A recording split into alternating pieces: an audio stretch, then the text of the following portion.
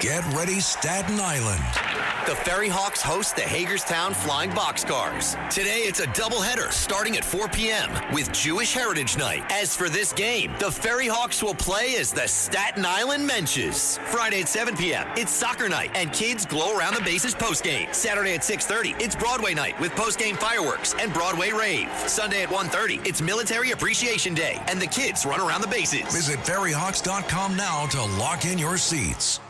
I got about 7 minutes here with Rich Lowry, a little departure from the Knicks. We did Craig Carton before. Rich will do the other WFAN legend, Joe Beningo, after.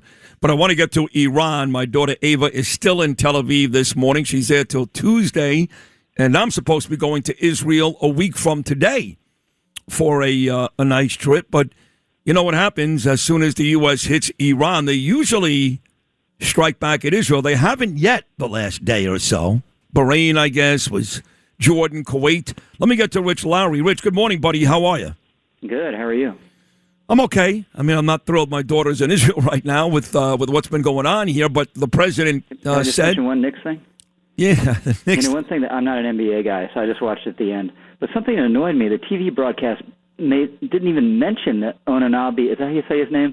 OG's block of the potential layup like at 10 seconds, which was almost as huge a play. No, we got it. We got the Breen call on that. I'm going to play it after you're done, but it was a bonehead play by De'Aaron Fox. When you've got possession of the basketball and the lead, you hold on to the ball and get fouled. You don't take a shot. But he thought he had the layup. And it's the most important block in the NBA Finals since LeBron James and that Cavs final. No, he did it on both ends of the court. But they didn't even replay it in the TV broadcast. That's weird. You know, we've got the audio here this morning, but he he blocked the shot on defense, and then he got the game-winning tip on offense. So both sides of the court, OG came up big. 10 seconds in the NBA Finals in a very long time. Probably so. Yeah, probably so.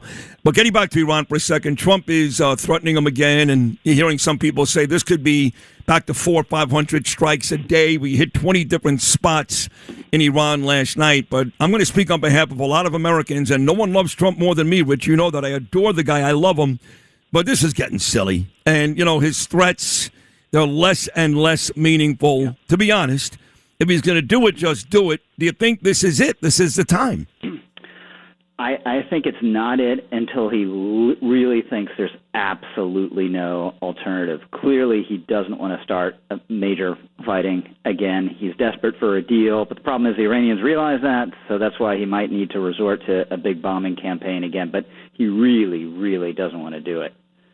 Yes, but whether he wants to do it or not, they're not going to do a deal. And if they do a deal, they're never going to comply. What are we doing? Yeah, I think the deal, they're going to want money. I think it's not just reopening the strait. You know, in my mind's eye, I'm like, okay, at this point, I'll just take a trade of the blockade for reopening the strait. But I don't think they're going to do it. You know, I think they're going to say we get sanctions relief and we'll reopen the strait and toll the strait. So my guess is it's a terrible deal that's on the table. You probably can't even believe in it, right? The original ceasefire, they're supposed to reopen the strait and they didn't do it. So we're in I think it's a real uncomfortable spot for the president, who would prefer to move on, but is in this stuck in this middle space. Stuck is that word I've been using for the better part of a month. You just used it too, and can't give them money. They've proven in the past. You know, Obama did it, and Biden did it, and all that money went to the terror proxies, Hamas, Hezbollah, the Houthis. You know, so you can't give these people money. If it weren't for the strait, you could just kind of walk away.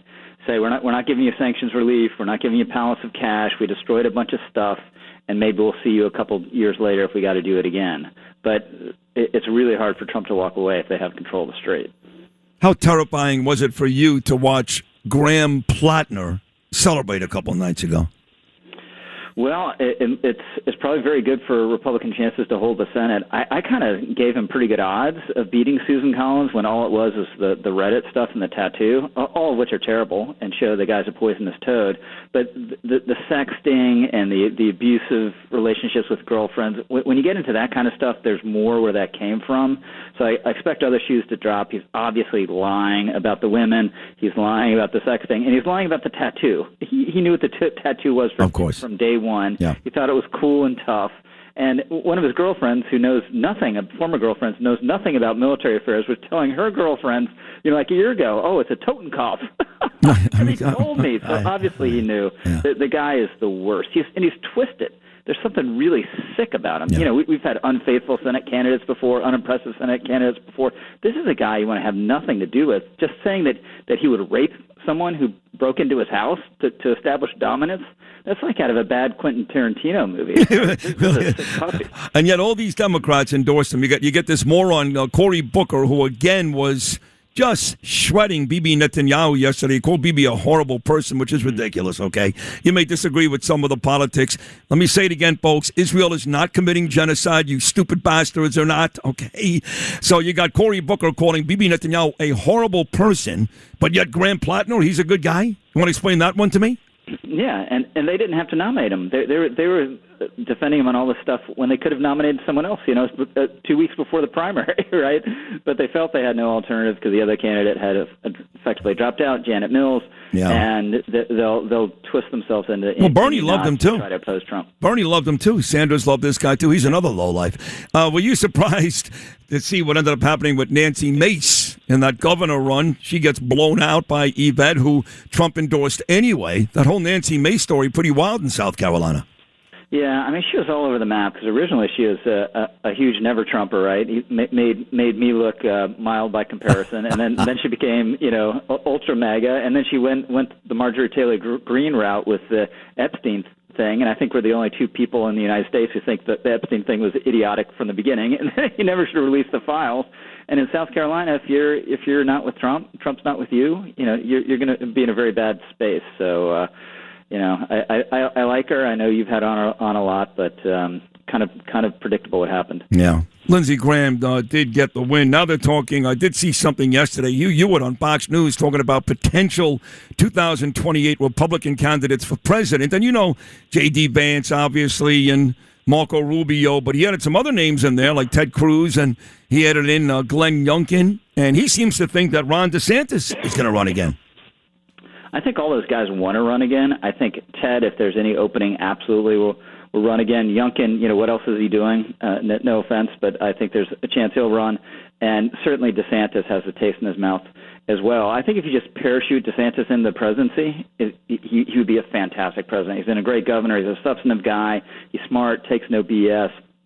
But the people skills are a little lacking, and that's just something you can't get around in politics. So I still heavily favor J.D.